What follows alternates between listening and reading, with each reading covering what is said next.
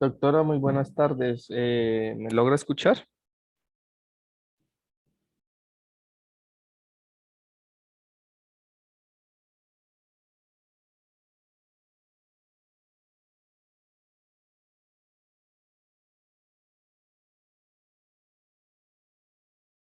Doctora, muy buenas tardes. ¿Cómo está? ¿Me logra escuchar? Hola, buenas tardes. Sí, yo te escucho perfecto. Perfecto, listo. Estamos viendo tu pantalla en estos momentos. Muy buenas tardes a todos los que se han conectado en estos momentos.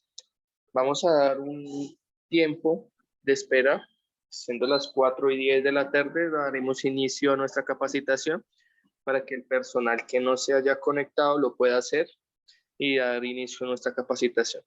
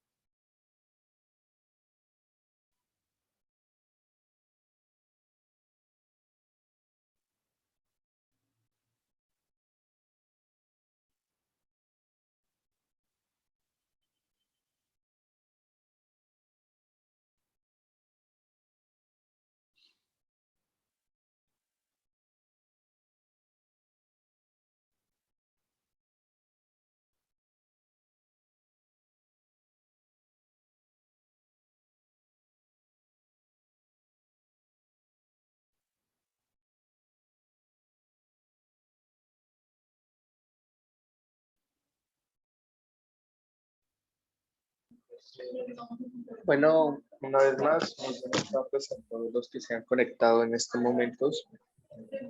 Vamos a dar inicio a nuestra capacitación siendo las 4:10 de la tarde. Con eso vamos a dar un tiempo de espera que el personal que no se haya conectado se pueda conectar y dar inicio a nuestra capacitación.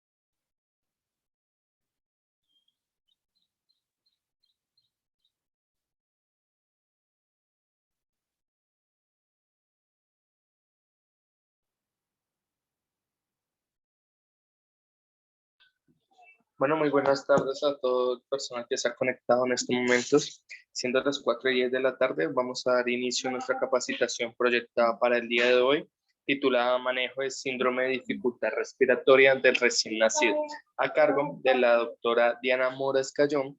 Ella es neonatóloga de Mi Integral y la Fundación San Vicente. Doctora, muy buenas tardes, bienvenida, ¿cómo está? Hola, buenas tardes a todos. Bueno, la idea en el día de hoy es hablar del síndrome de dificultad respiratorio del recién nacido. En realidad vamos a ser como muy prácticos en cosas que nos queden para el funcionamiento de las unidades y para pues que incluye a todo el equipo de trabajo en nuestra unidad de neonatos.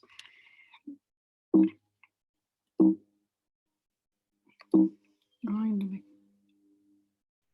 Vamos.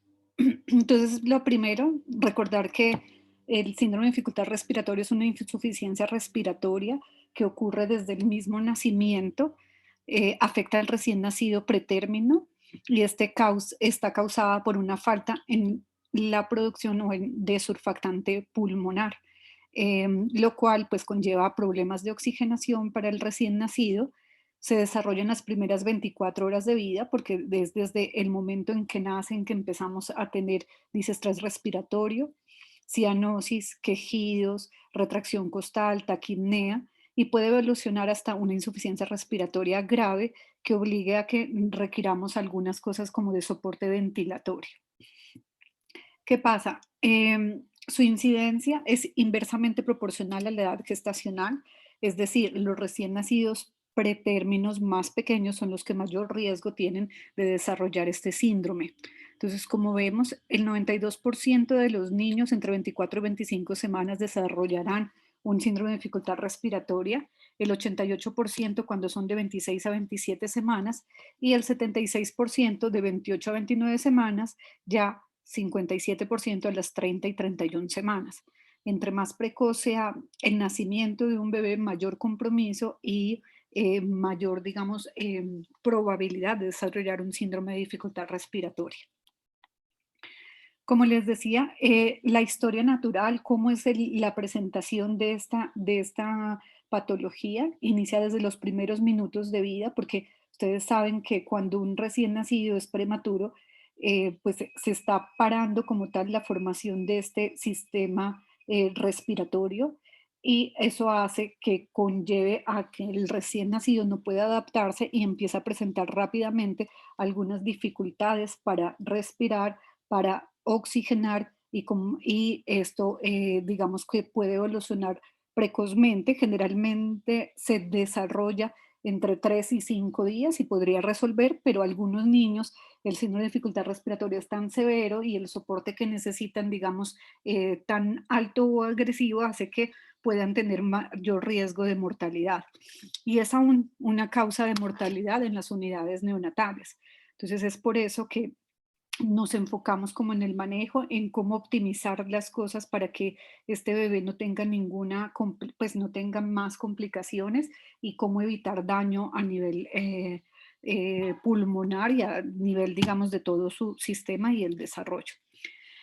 Antes nos decían que existían como unos hallazgos típicos, entonces que uno tomaba una radiografía de tórax y que iba a encontrar esto, un volumen pulmonar disminuido, ¿sí? Infiltrados a nivel pues, retículo nodular, y que había unos grados de compromiso, entonces sí, que definían antes como lo que antiguamente se llamaba enfermedad de membrana hialina y con unos grados de compromiso. Esto en realidad ya no lo vemos. El uso de diferentes técnicas e intervenciones que hacemos, como el CPAP temprano en sala de partos, la ventilación nasal, el surfactante pulmonar, pues cambiaron estos hallazgos y cambiaron digamos, el desarrollo de la enfermedad. Y precisamente es eso lo que buscamos, ¿no? ¿Qué cosas podemos hacer previamente para evitar que tenga complicaciones y que no hagamos un síndrome de dificultad respiratoria severo o grave? Entonces, desde siempre, digamos, hemos hablado del síndrome de dificultad respiratoria. Nosotros vemos como diferentes guías y revisiones. las de Colombia son alrededor del 2013 y tal vez la última revisión que se hizo está contemplada en el consenso europeo de las guías del manejo del síndrome de dificultad respiratoria. Y en realidad son muchas de las cosas que hacemos en el momento y que aplicamos, y vamos a ver en qué de pronto hacemos un poquito de modificaciones de acuerdo a nuestro estado, a nuestros pacientes y al estar en unas unidades de complejidad como las que tenemos en nuestro país. Entonces me voy a referir más que todo a este consenso, a cómo fue que se hizo, cuáles son los tips que debemos tener en cuenta y recordar que ellos para hacerlo lo que hicieron es digamos, hacer unos tópicos en diferentes tipos de estados o de situaciones de lo del paciente para definir como qué podíamos hacer y qué cuidados podríamos tener. Entonces lo dividen en cuidados prenatales y ustedes me dirán, pero ¿por qué traer cuidados prenatales si, por ejemplo, nuestra unidad no tiene en cuenta esto? Pero yo pienso que sí es importante porque nosotros somos interconsultados muchas veces por centros de remisión, por lugares donde podemos hacer alguna intervención para que hagan una estabilización adecuada del recién nacido y creo que debemos procurar ser un apoyo para estos, ¿qué? Para estos lugares donde atienden a los niños. Pero también es cierto que algunos trabajamos pues en otras unidades donde tenemos la posibilidad de realmente entrar y adaptar a un recién nacido, entonces es importante que veamos estas cosas. Entonces está el segundo tópico, que es la estabilización del recién nacido en sala de partos. Vamos a hablar de lo de administración del surfactante, del suplemento de oxígeno para la esterilización, nos referiremos al soporte respiratorio no invasivo, a la monitorización y tratamiento de soporte, a las estrategias de ventilación mecánica y algunas cosas adicionales que hacemos para el manejo de este recién nacido. Estas guías se hicieron de acuerdo a unos niveles de evidencia y como para que concretemos y veamos, ustedes ven que uno clasifica, digamos, cuando está haciendo las guías, utilizamos diferentes sistemas para clasificar la evidencia y emitir unas ciertas recomendaciones. Generalmente lo que pueden ser diferentes métodos que utilicemos, digamos, para clasificar esta evidencia. Últimamente lo que hacemos es clasificar esto de acuerdo al método de Grade. Y lo que hace es ver qué estudios realmente tenemos en cuanto a diferentes preguntas que nosotros nos hagamos o diferentes tópicos que presentemos. De esos estudios vemos qué calidad tienen, qué tanto el peso que tienen, digamos, de acuerdo a los hallazgos, a la población, al desenlace que yo esté midiendo, y según eso hago unas calificaciones. Entonces, siempre recordar que lo que uno busca, ojalá son que existan metaanálisis del tema que yo estoy revisando, si no me iré para la revisión, para los ensayos clínicos, y posteriormente, si digamos que no encuentro eso, porque a veces es muy difícil hacer ensayos clínicos, sobre todo en la parte neonatal o intervención con niños, entonces buscaré como estudios de cortes, posteriormente casos y controles, y ya lo último, digamos, en evidencia en las cosas, estamos hablando de reporte de casos y la opinión de expertos. Según este tipo de, digamos, de estudios clínicos y de acuerdo a lo que yo esté viendo de cómo se desarrolló el estudio, pues puedo clasificar como tal y dar unas puntuaciones a los niveles de evidencia. Asimismo, reviso para mis recomendaciones qué tan, digamos, qué tanto puedo recomendar o no hacer una intervención y para esto no solamente tengo en cuenta los tipos de estudio que se hicieron, sino también, digamos, vamos a ver, por ejemplo, qué tanto esta pregunta o esto yo lo puedo aplicar a mi población y adicionalmente, por ejemplo, qué tanto realmente el estudio midió como tal lo que yo quiero que se extrapole, digamos, a mi población. Entonces, eso permite, digamos, que vamos haciendo unas puntuaciones y calificando como la de evidencia. Entonces, como para así, en términos general, como para que tengamos en cuenta, digamos que tendremos una calidad de evidencia. La calidad de evidencia puede ser A si es alta, B si es moderada, C si es baja y D si es muy baja. Y uno puede hacer un grado de recomendación que puede ser recomendación fuerte a favor o débil a favor, entonces 1 o 2, así como también puedes hacer recomendaciones de no hacer determinada intervención. Entonces, una vez sepamos esto, digamos, podemos empezar a ir desarrollando como los diferentes tópicos que habíamos hablado. Entonces, en cuanto a los cuidados prenatales, lo importante y lo que tenemos que tener en cuenta es que ojalá toda mamá de alto riesgo de parto pretérmino, ¿cuáles son las de muy alto riesgo? Todo menor de 30 semanas. Ustedes saben que igual hay un recién nacido pretérmino, pues tardío, que tiene sus riesgos, pero digamos que lo más grave serían los menores de 30 semanas. Idealmente deben ser controlados durante el embarazo en centros especializados que tengan tanto cuidado perinatal y que tengan experiencia en el tratamiento del síndrome de dificultad respiratoria o en sí experiencia en el manejo del neonato.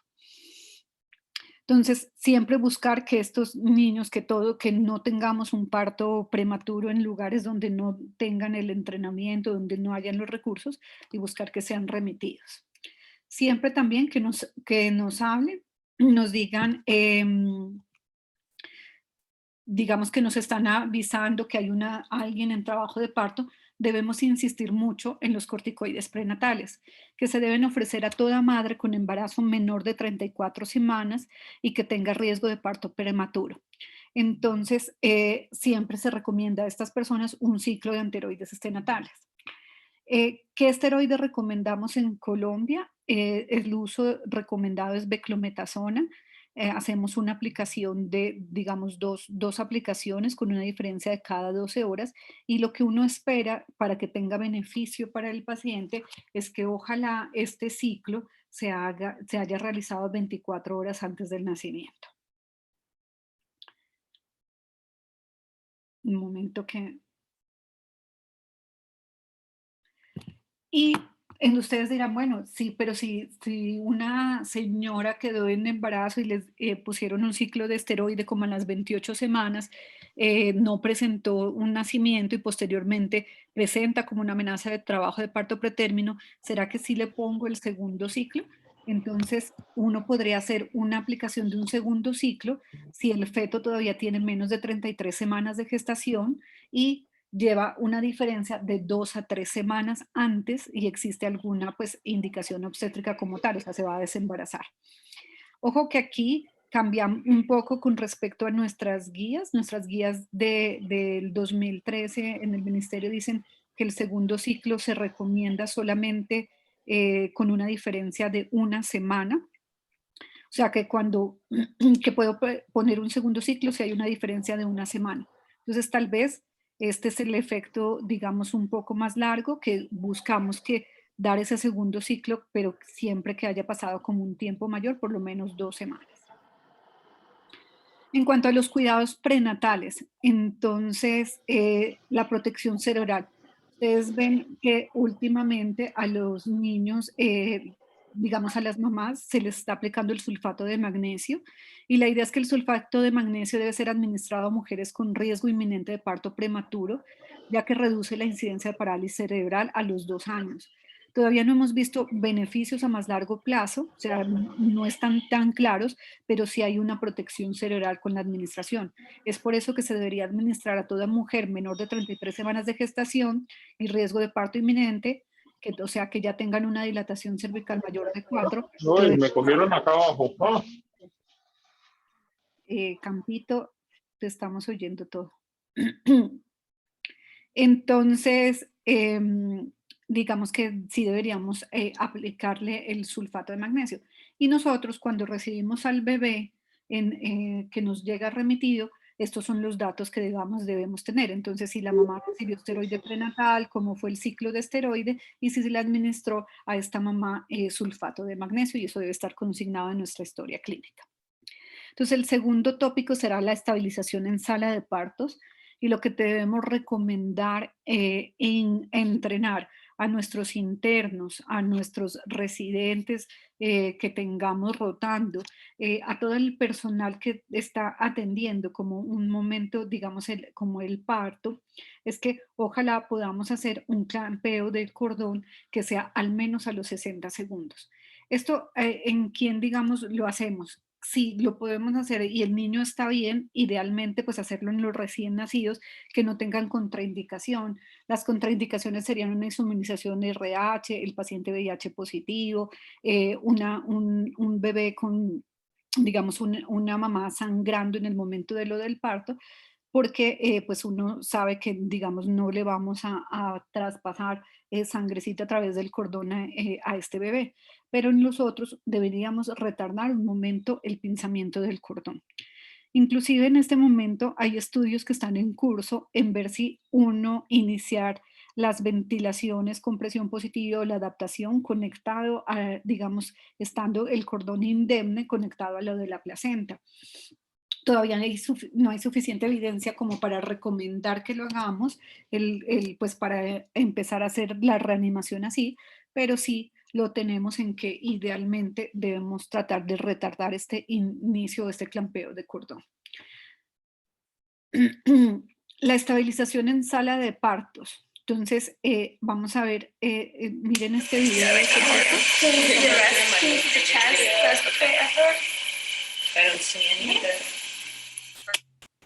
Entonces, si se dan cuenta, uno puede ver, está atendiendo un recién nacido y empezando, hay 3 personas interactuando con un paciente que a ojo por ahí pesa 1000 gramos. Entonces eso, la estabilización, monitorización y todas las cosas, el video duró creo 8 segundos y son claves, digamos, lo que uno hace es clave para el desarrollo de este bebé. Entonces miren qué hacemos en estos 8 segundos que tanto buscaron hacer.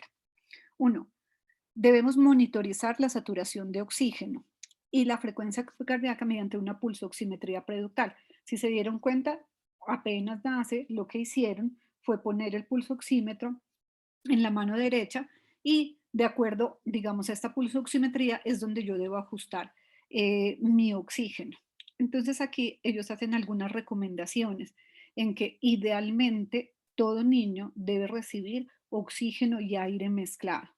¿Y cuál será la FIO2 necesaria o que uno debe administrar a estos recién nacidos? Entonces le dicen, el de menos de 28 semanas puede empezar con FIO2 al 30, el del 28 a 31 usted le podría poner de 21 a 30% y ya al mayor de 32 semanas deberíamos ponerle FIO2 desde el 21% como inicio.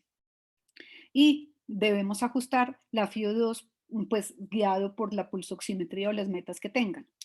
En este momento, nosotros, ¿qué recomendación hacemos o qué hacemos? Seguimos las recomendaciones de NALS sobre la Asociación Americana de Pediatría, y en general lo que tratamos de hacer es que a los menores de 35 semanas podemos empezar con un FIO2 al 30% y a los mayores de 35 semanas 21%, como para hacer, digamos, esta diferencia.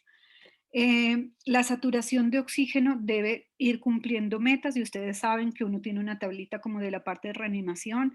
Idealmente a la primer minuto de vida yo debo saturar 60%, o sea que a los 5 minutos de vida debo estar entre 80 y 85%. Y asimismo, mi frecuencia cardíaca debe alcanzar por lo menos 100 latidos por minuto a los 3 minutos. ¿Por qué? La bradicardia es un predictor digamos, el presentar bradicardia sostenida después de 3 minutos es alguno de los predictores de mayor riesgo, digamos, para los de los recién nacidos. Y se vio que podría pues estar digamos, tener alteraciones como mayor probabilidad de hemorragia, mayor probabilidad de compromiso de necesitar una ventilación mecánica y otras cosas. E idealmente, ya cuando monitorizo, lo mejor sería ya tener un electrocardiograma para que yo pueda realmente ver cómo es esa frecuencia cardíaca y realmente sea fiable. Entonces, si se dieron cuenta, lo que alcanzamos a ver, lo primero es posicionaron, colocaron en una lamparita y ¿qué hicieron? De una vez ustedes se dan cuenta que no se seca, no se hace ninguna cosa, sino que lo meten en una bolsita plástica. La idea es que todo recién nacido menor de 28 semanas debe estar, idealmente debe recibirse y ponerse directamente en una bolsita plástica o con unos vendajes oclusivos que permitan que prevengamos la hipotermia. Entonces, en un ratico termorregulé, monitoricé y vi cómo, digamos, qué FIO2 o qué le voy a administrar a este paciente. ¿Y cómo hago esta estabilización respiratoria? Entonces, si se dieron cuenta, rápidamente este bebé en los 8 segundos ya tenía puesto un CPAP.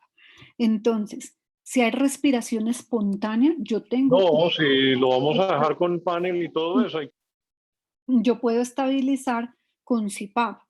O sea, debe respirar para que yo lo pueda estabilizar con CPAP. ¿Y cómo empiezo? Con una presión de 6, ¿sí?, centímetros de agua y puedo utilizar o las mascarillitas como tal o piezas mononasales que generalmente las utilizamos sobre todo para el transporte.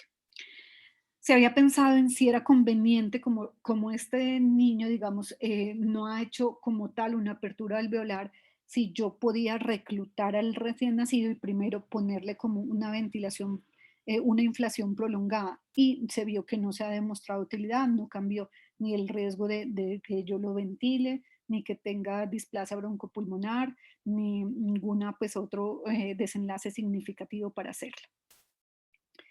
¿A quién le voy a administrar presión positiva? Entonces, sí, obviamente, para yo estabilizar con un CPAP, el recién nacido tiene que respirar como tal. Pero si no está haciendo esfuerzo respiratorio, entonces yo podía empezar con una ventilación con presión positiva. La indicación es empezar con 20 milímetros de mercurio de pico. Sí, de 20 milímetros, perdón, de centímetros de agua. ¿Y qué puede hacer si yo no veo una buena expansión o no hay respuesta o todavía no hay esfuerzo respiratorio? Podría aumentar esa presión hasta 25. La intubación solamente debe reservarse si el recién nacido, o sea, primero que no está ventilando, no tiene esfuerzo respiratorio o que no responden a las maniobras, o sea, tiene dificultad, digamos, respiratoria. Yo lo estoy adaptando con un CPAP, pero no me mejora o entra en bradicardia, entre las cosas, entonces yo debería pensar en intubar. Entonces, idealmente siempre debería estabilizar poniéndoles como con un CPAP. La presión de inicio sería 6 centímetros de agua y la FIO2 dependiendo de la edad gestacional, pero un pretérmino, pues podríamos hacerlo con 30, que está muy bien. Si necesito dar ventilación con presión positiva, empiezo con 20 de presión positiva, conservo mi PEP en 6 y la FIO2 al 30 pues, por ciento como inicio, pero puedo ir aumentando de acuerdo a mis metas de saturación. La intubación la reservaré al paciente que realmente no respira, no tiene esfuerzo respiratorio o que no me mejoró con el sistema ¿qué es? De CPAP. Ojo que si yo tengo que intubar a un niño menor de 1.250 gramos, porque no, o sea, tuve que hacerlo como parte de la adaptación, ese niño se beneficia del paso de un surfactante temprano, ¿sí? Entonces lo intubé, lo puedo aplicar en sala de partos, el surfactante. Entonces vamos a hablar ahora sí de administración de surfactante. ¿Qué pasa? El surfactante disminuye la posibilidad de que los pacientes presenten neumotórax, aumenta la supervivencia. Idealmente, el surfactante que se recomienda es un surfactante natural. El uso de surfactante se debe realizar de forma precoz. Ojo, entonces, ya lo que decían antes, no, nació, es pequeñito, entonces lo voy a intubar y de una vez le pongo surfactante ¿qué es? Porque eso seguro tiene una membrana hialina. Entonces, no. Entonces, ahora la idea es que idealmente tratar de no intubar, adaptar con CPAP.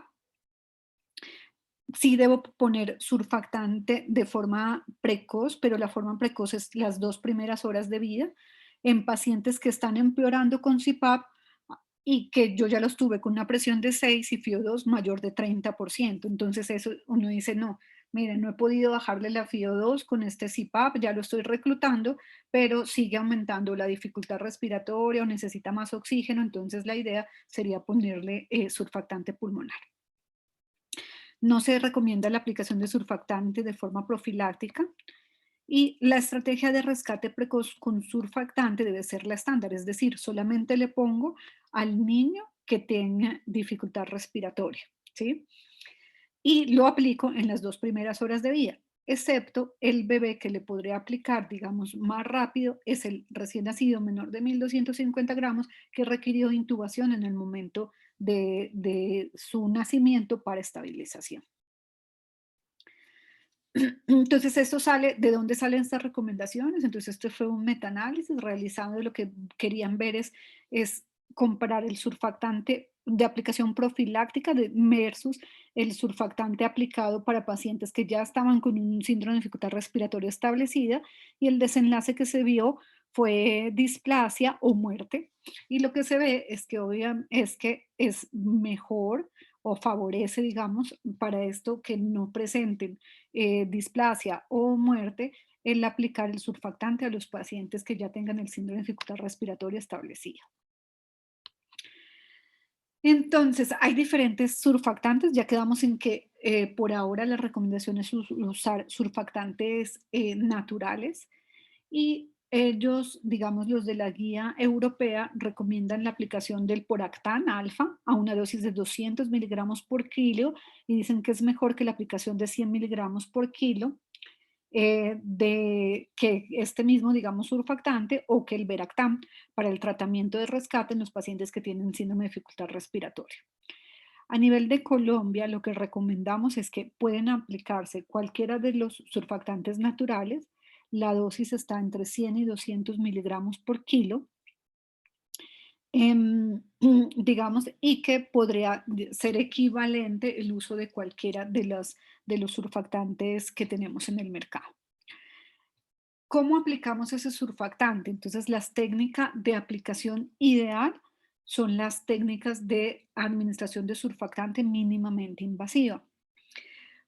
Para aplicar surfactante con una técnica mínimamente invasiva, implica que yo no voy a intubar al paciente, yo lo conservo, digamos, el soporte en el CPAP que tiene y lo que voy a hacer es, dependiendo de los métodos, voy a acceder a sus cuerdas vocales y voy a instalar el surfactante, digamos, allí. Entonces, el método que utilicen, aquí les voy a mostrar dos métodos descritos para aplicación de surfactante. Entonces, LISA es uno de ellos, mínimamente invasivo. La técnica que yo escoja dependerá del entrenamiento que tienen los médicos, el grupo como tal que se está desarrollando. Entonces, ustedes han oído y previamente hablábamos de algo que se llama INSURE.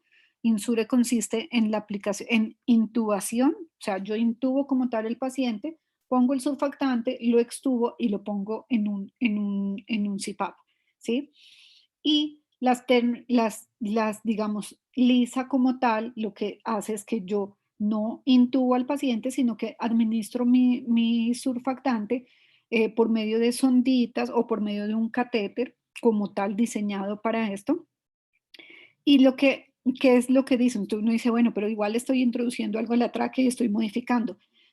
Lo que pasa es que generalmente cuando yo hago un mínimamente invasivo, lo que estoy haciendo es que al paciente no le puedo dar ventilación, o sea, no puedo aplicarle PIP a ese paciente cuando estoy haciendo, o sea, presión inspiratoria pico, o sea, no puedo darle. Entonces, eso evita que yo haga daño, digamos, hacer esa insuflación pulmonar. Entonces, aquí hay una de las técnicas de administración de surfactante. Entonces, miren, en esta utilizan un catéter. El catéter tiene una marca. Miren, hago una laringoscopia, entro el catéter, paso la medida y ahí conectan, ¿sí?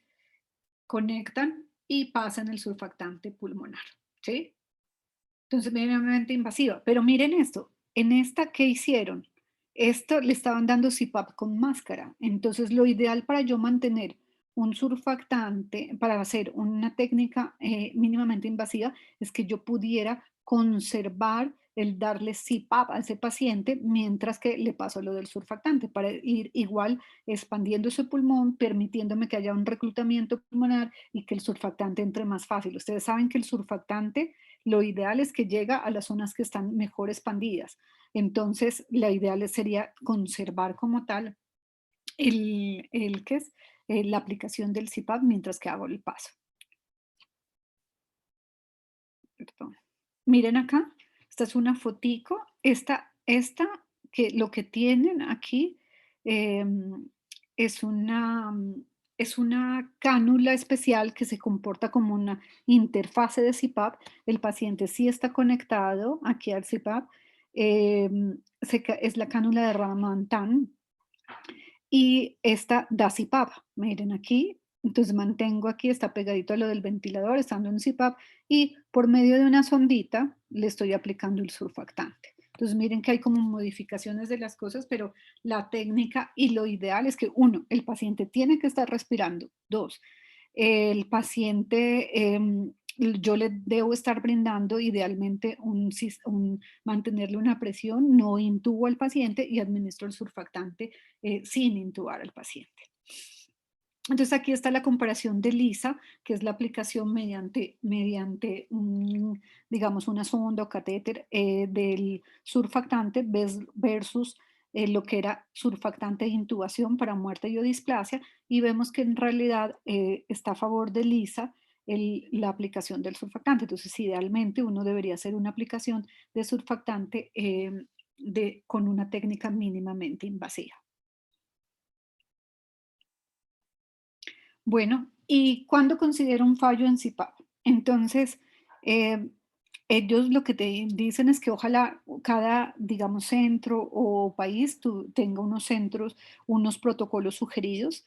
Ellos hablan de prematuros menores de 26 semanas, si superan una FIO2 mayor de 30%, dice que algunos centros inclusive lo hacen con punto 25, consideran que este paciente tiene un fallo en CPAP. Y en prematuros mayores hablan de una FIO2 mayor al 40%. Las guías de Colombia que dicen, se debe considerar un fallo en el CPAP si presento una FIO2 mayor del 30% que se presenta en las primeras 2 horas de vida. Entonces, perdón, entre el 30 y el 40% es lo que habla Colombia como tal. Entonces, unió, digamos, estos dos rangos y dicen, si usted ya supera el 40% de FIO2 para la primera dosis, en el primer momento, entonces usted debe aplicar surfactante. Entonces, o sea, que a las 2 horas de vida yo debo tener una FIO2 en un recién nacido pretérmino, idealmente menor del 40%, para que yo no le ponga surfactante. Si requiere mayor del 40%, debo poner surfactante.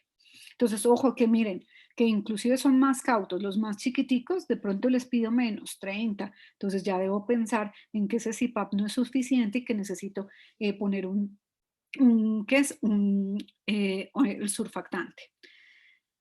También puedo decir que yo tengo falla si al paciente lo tengo en mi sistema de CPAP con presión de 6, una FIO2 alta, pero persiste requiriendo mayor oxígeno, ¿sí? Si inclusive tengo trabajo respiratorio, si está respirando más rápido y si está en ventilación mecánica, pues ya les voy a decir qué sería lo que tendríamos presente para pensar que necesito una segunda o tercera dosis de surfactante.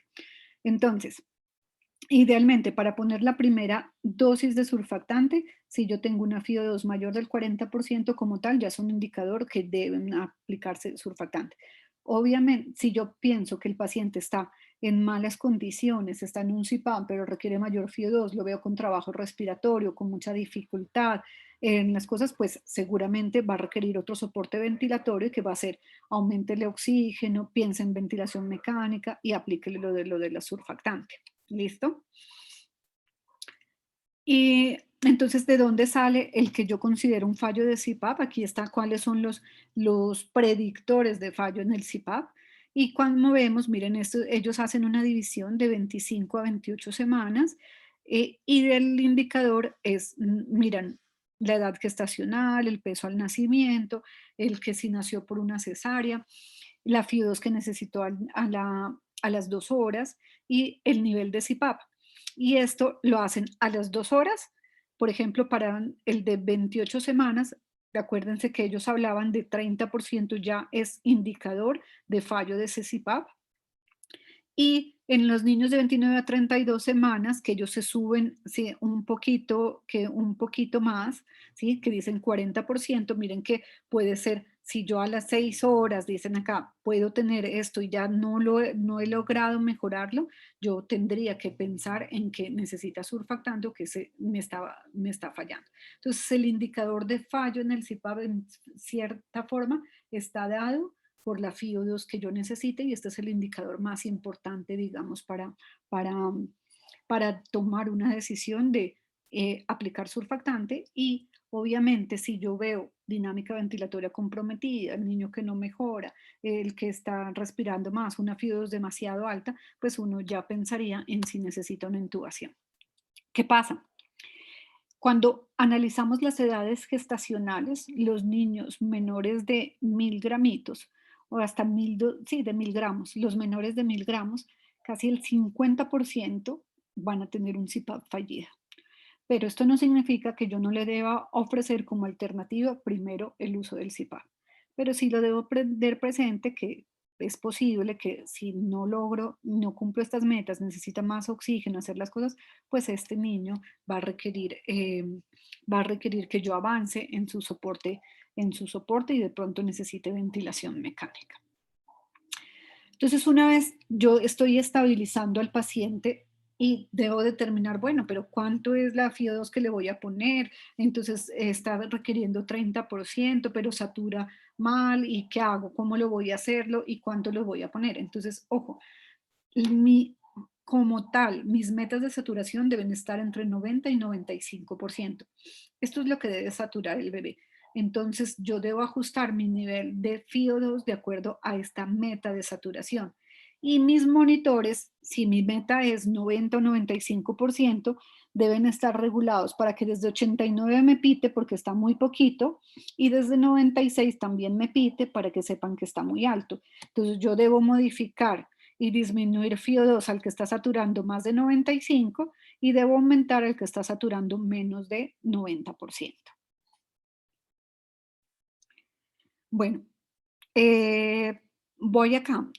Antes de esto de del surfactante, quería decirles cuándo yo considero una segunda dosis de surfactante. Entonces, ojo, si yo, lo que ahí me voy a ir es en cuánto tiempo yo le aplicaría la segunda dosis. Entonces, no hay estudios realmente que te digan siempre, aplíquelo a las 12 horas de vida, aplíquelo sí, a tanto tiempo. Generalmente nosotros hacemos una evaluación del oxígeno que necesitan en las 2 primeras horas y el oxígeno que necesitan a las 6 horas de vida. Entonces, si ustedes ven que un niño que recibió la primera dosis de surfactante a las 6 horas de vida, ¿sí? Tiene una FIO2 mayor del 40%, ¿sí? Y si está ventilado, ¿sí? Tiene una presión media en el ventilador mayor de 7, está indicado ponerle una segunda dosis de surfactante. Entonces, presión media mayor de 7, FIO2 mayor del 40%. ¿Listo? Entonces, esos bebés se benefician de esto. Si se dan cuenta, no hemos hablado ni de gases ni de radiografía de tórax, porque el comportamiento y lo que yo avance con ellos y lo que necesitan está dado únicamente por el requerimiento de FIO2 que necesito, ¿sí? Por la clínica del paciente, cómo está su patrón respiratorio y nada más, ¿sí? No necesito confirmar mis hallazgos con una placa o esperar a que esté acidótico para que haga algunas cosas y eso. Entonces esto en realidad retarda un poquito como las cosas de acción y qué hacer. Obviamente, si yo ya tengo un paciente ventilado, necesito confirmar la posición del tubo, ver los catéteres, ver las cosas, pues voy a ponerlo, voy a necesitar una radiografía de tórax para verificar la posición. Y adicionalmente, son indicadores de predictor de mortalidad o de cosas, el grado, digamos, de acidosis, la base exceso que yo presente, son predictores de mortalidad. Entonces el pH y la base exceso son predictores de mortalidad y entonces yo debo tener unos gases a las 12 horas de vida, pero como parte del manejo y monitorización de mi paciente, no como para tomar la conducta de si pongo o no pongo surfactante y cuántas dosis le aplico. En cuanto al quinto punto, que es el soporte ventilatorio no invasivo, entonces miren que idealmente yo le debería poner CPAP a todo recién nacido con riesgo de dificultad respiratoria que nazca y tenga menos de 30 semanas, ¿sí? O sea, todo niño nace, es menor de 30 semanas, no importa cómo esté, yo debo adaptarlo con un CPAP, ¿sí? Entonces, obviamente, yo lo hago con el que no necesita intubación, que el que necesita intubación para la estabilización es el que no respira y que uno que no respira, otro que yo ya le di ventilación con presión positiva, aumenté mi presión, hice mis pasos correctivos y no me mejora, entonces tengo que pensar en intubarla. No hay diferencias en qué tipo de sistema utilizar, ¿sí? Ustedes ven que hay CPAP que uno hace con el ventilador, hay un CPAP burbuja, hay diferentes prompts, digamos, de aplicación. Entonces, en realidad, en cuanto a los sistemas, en sí es un CPAP burbuja, es un CPAP con el ventilador y eso no hay diferencia. Lo ideal es que en cuanto a la interfase que utilizamos, sí se recomienda que utilicemos prompts binasales cortos o la mascarilla que usamos en el momento, pues en el momento del nacimiento. La presión inicial sí debe ser 6 centímetros de agua. El CPAP y rescate precoz con surfactante es el manejo óptimo para prematuros con síndrome de dificultad respiratoria. O sea, lo recomendado es no intubar al paciente, idealmente estabilizar con CPAP y administrar surfactante temprano, que dijimos que eran las primeras 2 horas de vida. La ventilación como tal, nasal, utilizando un respirador puede reducir el fracaso de extubación y reducir displasia broncopulmonar. Y las cánulas de alto flujo son una alternativa del CPAP, pero durante la fase de destete de este CPAP, durante la fase como tal, digamos, de yo, exacto, hacer el retiro del CPAP y tenerlo como más cómodo para cangurear, para alimentar y como las cosas. No son, una cánula de alto flujo no reemplaza un CPAP. Recordar que un CPAP nos ayuda, uno, a estabilizar dinámica ventilatoria. ¿Por qué? Me aumenta la capacidad funcional residual, ¿sí? Entonces, yo lo veo con dificultad, con retracciones, con algo de tiraje, el ponerle el CPAP, al darle una presión al final de la expiración continua, pues me estabiliza esa dinámica ventilatoria, lo que no hace una cánula de alto flujo, ¿sí? Bueno, yo creo que más tarde vamos hablando de desmonte, digamos, ya de ventilación y las cosas y de los usos de CPAP, ventilación nasal y eso. Entonces aquí hicieron, bueno, entonces ojo, de pronto mencionémoslo aquí, si queda repetido, pues listo. ¿Qué pasa? A todo niño menor de 1250 gramos que yo tuve que intubar, ¿sí? Se beneficia que yo le haga la extubación dependiendo. Uno, o sea, es muy pequeñito, sí es muy pequeño y adicionalmente lleva mucho tiempo ventilado, lo ideal y como le va mejor y me tolera la extubación es que yo lo haga una ventilación nasal, ¿sí?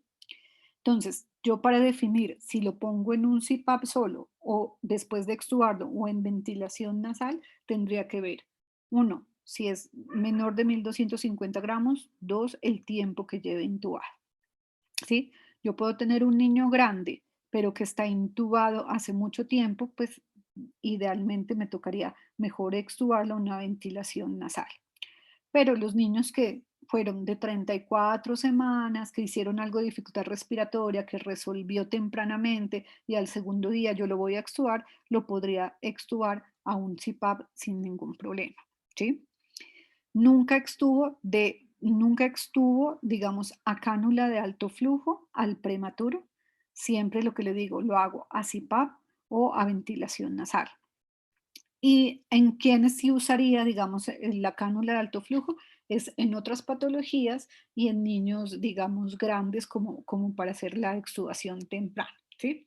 Pero estos, digamos, que son los prematuritos que necesitan soporte ventilatorio, entonces yo o lo extubo a un CPAP o a una ventilación nasal.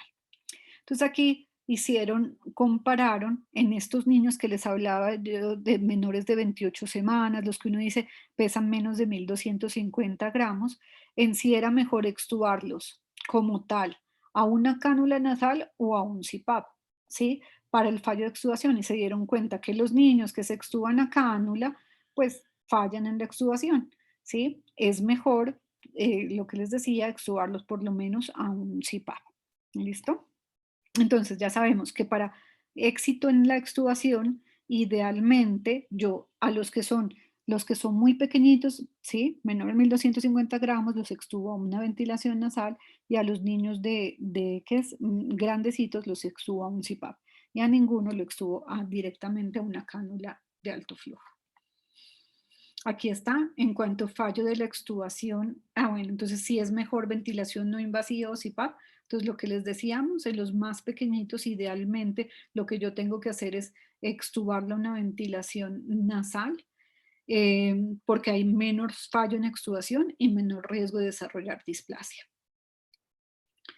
En cuanto a las estrategias de ventilación, entonces, ojo que luego, Luego de que yo estabilizo al recién nacido, la idea es que si yo necesito dar ventilación mecánica, solamente lo debería hacer en los que ya no o fracasó o no es suficiente con los métodos no invasivos, o sea, con el CPAP, ¿sí? Que lo ideal, o sea, no a todo niño lo tengo que ventilar, tengo que tratar de disminuir los niños que yo ventile como tal. Solamente lo debo reservar para los que nos falló en la adaptación, el soporte pues con un CPAP o con una ventilación no invasiva. La duración de la ventilación mecánica debe ser lo mínimo posible, o sea, yo intubo, pero debo estar pensando rápidamente en cómo mejorar para ver si logro extubar tempranamente. La ventilación con volumen garantizado debe ser preferida, ya que reduce la duración de la ventilación, o sea, menor tiempo de ventilar, reduce displasia broncopulmonar y disminuye la posibilidad de hemorragia intraventricular. Cuando yo tengo ventilado a un paciente, debo evitar que tenga hipocapnia o hipercapnia, porque las dos se asocian con mayor riesgo de daño cerebral, ¿sí? Durante el destete de la ventilación mecánica, cuando yo estoy disminuyendo parámetros, entonces vamos a ver, si me están diciendo, yo debo tratar de ventilar a los niños con volumen garantizado, entonces, ¿cómo ventilaríamos a este bebé? Entonces, miren, el neonato generalmente necesita un volumen, el prematuro, ¿no es cierto? Entre 4 y 6 cc por kilo. Inicialmente, como lo que yo quiero es reclutar, empezar a abrir ese pulmón, lo hago con niveles altos, ¿sí? Puedo empezar con 5 o 6 cc por kilo, ¿sí? De volumen garantizado. Mi presión al final de la expiración o el PEP mínimo debe ser 6, ¿sí? Que es lo que nos recomiendan. Y dependiendo de lo que yo quiera de sincronía o eso, pues voy a poner mi frecuencia ventilatoria, ¿sí? Y la FiO2 de acuerdo a mis metas de saturación. Entonces, digamos que yo empiezo con un volumen en el recién nacido, ¿no es cierto? Entonces, este que nos pesó 1 kilo, entonces le pongo 6 por kilo, volumen garantizado 6, PEP de 6, como está haciendo sus esfuerzos respiratorios, pero no quiero que se canse tanto y eso, le voy a poner frecuencia respiratoria de 35, porque un recién nacido respira entre 40 y 60 por minuto, entonces le estoy diciendo que 35 de esas respiraciones se sincronicen con el bebé y me las apoyen, ¿no es cierto? Y le voy a ajustar el tiempo inspiratorio de acuerdo a mi curva de flujo, ¿sí? Para ver cuál es el tiempo. Generalmente necesitan tiempos corticos, entonces voy alternando punto 30, punto 35 máximo, dependiendo ¿qué es? El peso como tal y la edad gestacional. Y posteriormente ya empieza, digamos, el bebé a mejorar, tuve que ponerle, apenas paso surfactante a mejorar, me mejora la complacencia, la distensión pulmonar, entonces tengo que empezar a hacer cambios en el ventilador, ¿sí? Entonces, ahí sí, puedo basarme, uno, en mis gases y en mi radiografía de tórax. Entonces, ¿qué son las cosas que modificaríamos primero en un niño que está con volumen garantizado? Entonces, uno, el volumen, que lo puedo bajar hasta 4, y la frecuencia de rescate. Entonces, digamos que yo bajo el volumen hasta 4 y la frecuencia de rescate podría ponerle como 25 hasta, yo creería que si yo lo tengo con presión soporte que a este bebé, o sea, en volumen garantizado, en ese IMB, volumen garantizado de presión soporte máximo, o sea, bajarlo como a 20, 25 y serían mis formas de destete. Entonces mi forma de destete es bajar volumen y bajar frecuencia respiratoria para que el niño haga todas sus respiraciones espontáneas. En este proceso de desmonte de la ventilación puedo permitir una hipercapnia permisiva.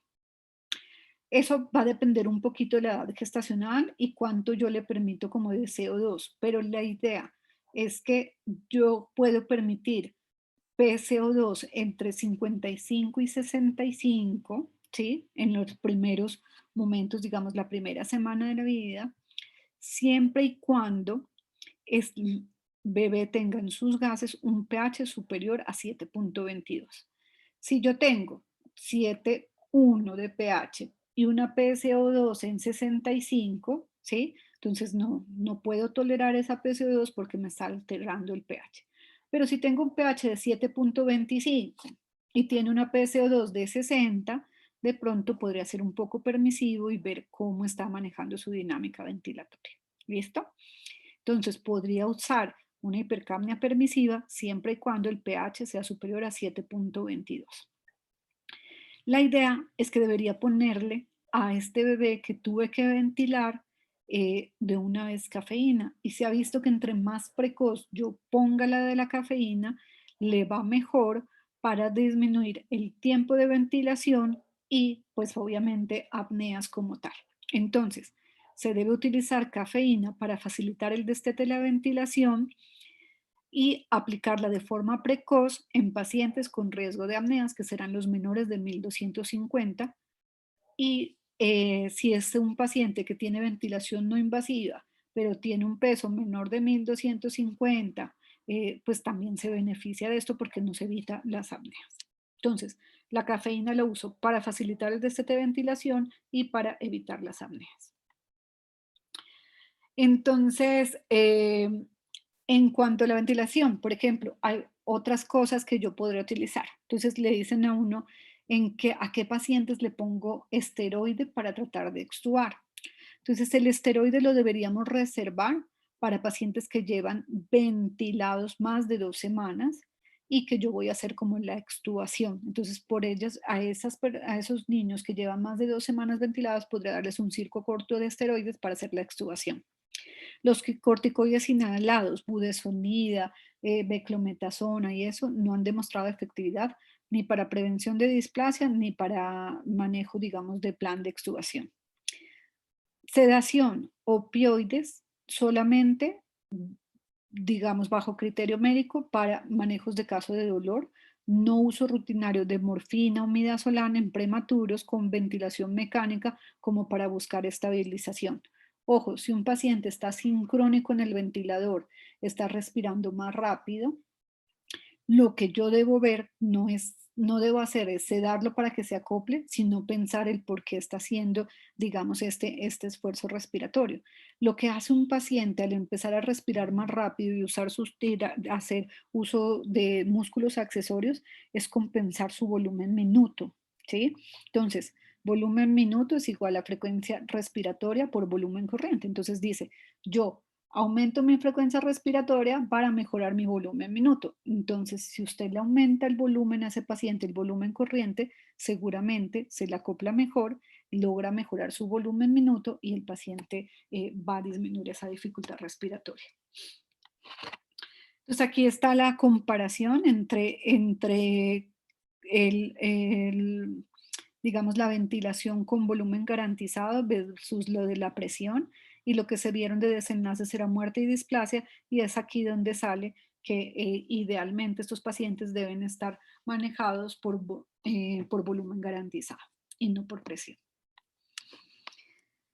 Ya casi terminamos, es corto tratamiento de apoyo. Entonces, siempre, ¿qué pasa? Estos chiquitos, nosotros debemos tener la temperatura entre 36.5 y 37.5 grados centígrados. Ojo, miren, antes le decían a uno, es que no, 36, no, 36.5, eso está bien. No, miren que ya nos dice que la temperatura para estos niños mínimo 36.5, inclusive toleran 37.5.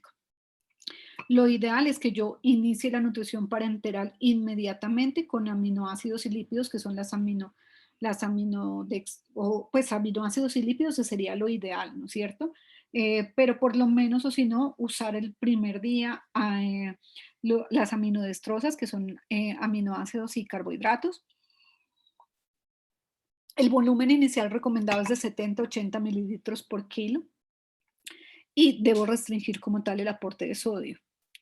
Ojo, los neonatos más inmaduros pueden necesitar más aportes de líquido, pero estos aportes yo los debo vigilar y debo hacerlo. Uno, no a todo, no es la regla de que el primer día 70, el segundo 80, el tercero 90, el cuarto 100, no.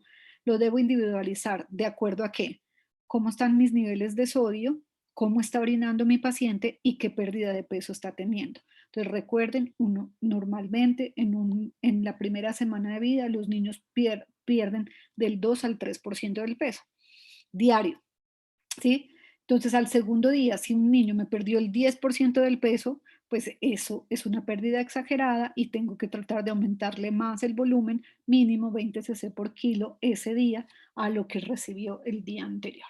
¿Listo? Limitar el uso de antibióticos a lo imprescindible. Entonces ya hablamos mucho que suspendo tempranamente cuando tengo hemocultivos negativos, cuando descarté como tal el proceso infeccioso.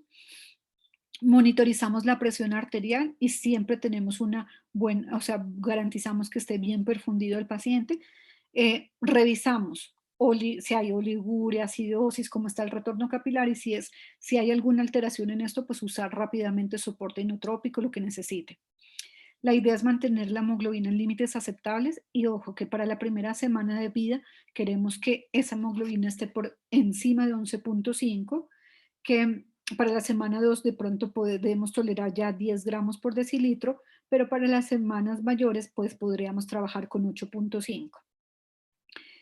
Lo importante es que yo también estos niveles de hemoglobina pues los contemporice no solamente a la edad del paciente, sino a lo que yo estoy manejando. Entonces, si es un paciente que es un posoperatorio de un ducto, si es un paciente que es un cardiovascular, pues yo lo quiero, ojalá con una muy buena hemoglobina, porque esto me ayuda a mejorar su gasto cardíaco.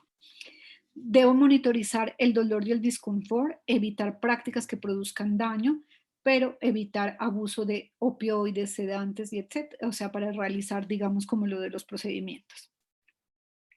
En cuanto a la parte de misceláneos, el tratamiento con surfactante puede usarse para el síndrome de dificultad respiratorio complicado por neumonía congénita, entonces uno puede hacer uso de surfactante cuando tuve una neumonía con consumo de surfactante y esa es una indicación. El surfactante también lo puede usar para mejorar la oxigenación después de un episodio de una hemorragia pulmonar, entonces yo digamos, de estrategias, me sangró el niño, me hizo una hemorragia pulmonar, lo proné, lo puse en alta frecuencia, una opción sería posteriormente para mejorar su oxigenación, ponerle surfactante. El tratamiento con óxido nítrico inhalado en prematuros debe usarse con precaución y solamente está limitado en general a ensayos o pruebas terapéuticas.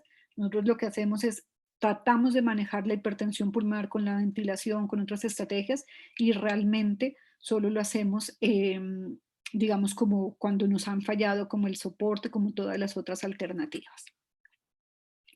¿Listo? Entonces, para recordar, miren que hablamos de muchas cosas y entonces aquí está nuevamente nuestro paciente que acaba de nacer y se adaptando.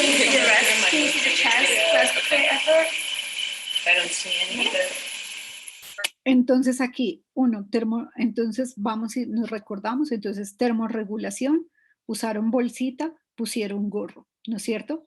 Uso temprano de CPAP, menor de 30 semanas, independiente como nazca, tu CPAP puesto, ¿no es cierto? Monitorización, pusieron su pulsoxímetro en el bracito del lado derecho. Ya hablamos lo del CPAP, recordar posteriormente cuando lo logro estabilizar que si yo quisiera que ojalá manejen FIO2 menores, perdón, del 30% en las primeras 2 horas de vida, que yo puedo considerar que un CPAP falló, sobre todo si ya tengo una FIO2 mayor del 40% con una buena presión, que es mínimo una presión de 6, considerar el uso de surfactante pulmonar. En cuanto a lo de surfactante, dijimos, no hay diferencia entre los dos. Las dosis entre los tres pues, que manejamos en Colombia, las dosis recomendadas son de 100 a 200 miligramos por kilo. Ya sabemos que se lo ponemos si en las primeras 2 horas ya dijimos supera la FIO2 mayor del 40%. La segunda dosis si tiene FIO2 mayor del 30 o una presión media mayor de 7 si está ventilada.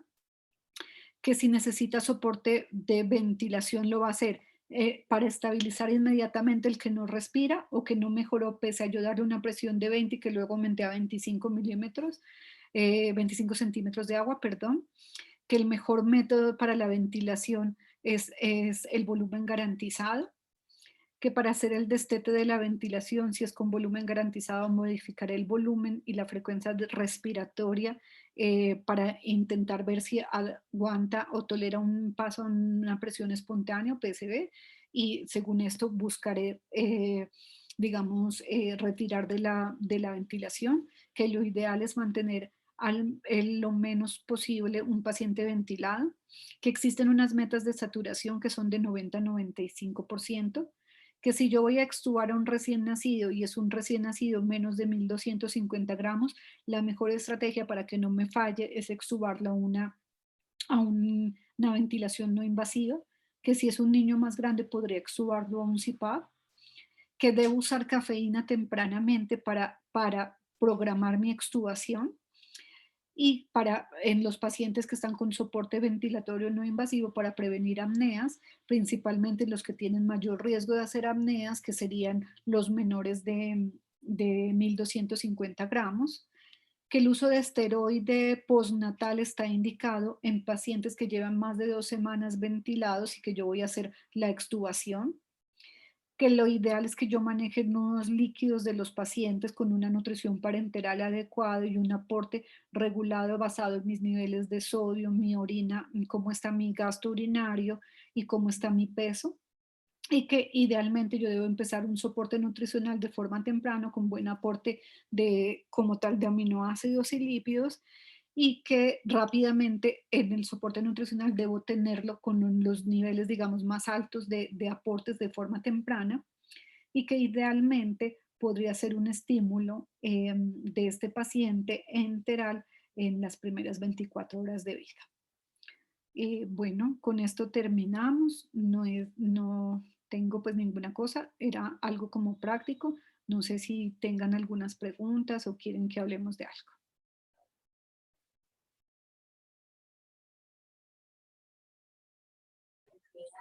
Doctora, buenas tardes. Buenas tardes. Hablas con Víctor Vallén, yo soy pediatra de Menteral del Líbano, Tolima, aunque vivo en Pereira. Doc, una pregunta, o sea, listo. Las guías europeas, pues definitivamente se quedan con los 200 miligramos por kilo de surfactante pulmonar, ¿cierto?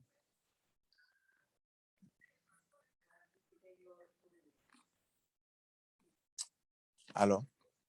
Sí, perdóname, es que perdí mi micrófono. Sí, ellas le hablan a uno de 200, pero nosotros en Colombia trabajamos de 100 a 200 miligramos. ¿Sí? Lo que pasa es que como usted muy pues, se da cuenta en nuestro medio, o sea, la diferencia es abismal, sobre todo cuando a veces no tenemos acceso a las ampollas de surfactante pulmonar, ¿cierto? Muchas veces nos toca trabajar con esta limitante. Por ende, es muy importante de pronto una recomendación, porque no es lo mismo. Listo, los europeos se colocaron de acuerdo en que era mucho mejor los 200 pues, que los 100.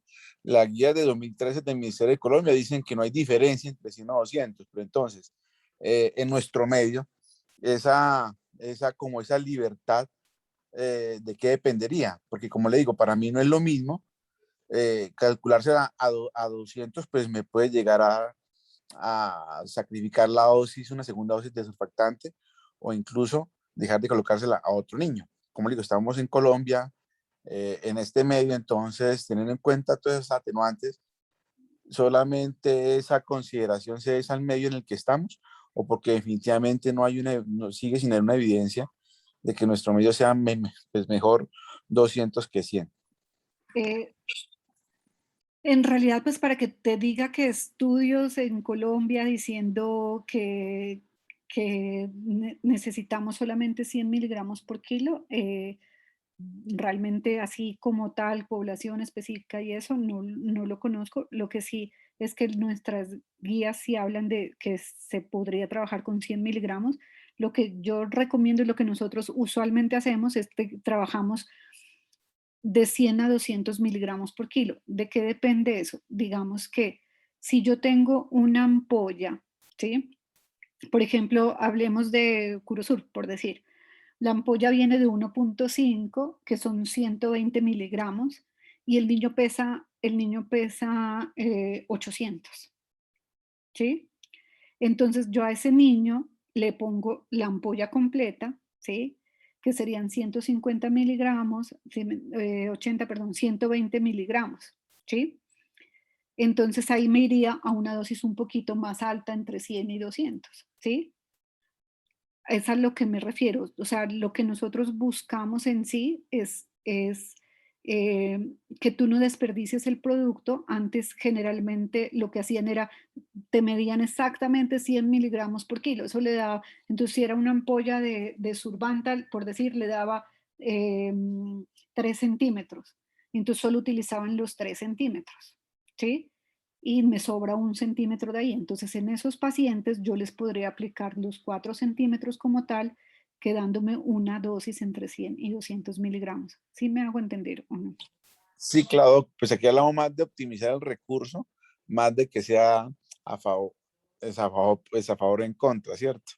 Sí, Eh, es más como eso. O sea, porque si, por ejemplo, nosotros cuando hacemos el análisis de si cumplimos o no hicimos adherencia a las guías, nos ven y en realidad estamos poniendo una dosis así, un poco más alta de acuerdo a la optimización del producto. O sea, no lo voy a desechar, se lo voy a poner a lo del paciente. Entonces calculamos que lo mínimo sea 100 miligramos por kilo, pero podemos ir, si me entiendes, hasta 200 miligramos por kilo, ¿sí? Entonces, lo que te digo, algunos quedarán en 160, un poquito más alto que son las cosas. Entonces, por eso, digamos que nos ampliamos, porque en realidad no estamos usando casi los 100 netos, pero no estamos usando los 200. Aquí, por ejemplo, hay algunas instituciones que sí trabajan con 200 miligramos por kilo como establecido. No está mal, si me entiendes, no está mal hacerlos las cosas, no se ha visto mayor diferencia entre la aplicación de 100 a 200, no produce, si me entiendes, no hay como cambios como tal en cuanto a los indicadores más graves que son de displasia y como tal muerte, entonces por eso, digamos, es que se abre como ese rango, digamos, de dosis. Entonces, sí, listo, la, muchas la, gracias. la indicación sería esos 100 a 200 miligramos por kilo. Perfecto, muchas gracias. Doctora, muchísimas gracias por su intervención el día de hoy. ¿Me logran escuchar? Doctora, qué pena. Bueno, muchísimas gracias a todos los que participaron en estos momentos.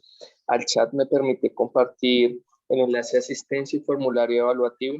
Allí la doctora plantea las preguntas para que puedan responder en base a la capacitación que acabamos de tener. No sé si tienen alguna otra duda, inquietud.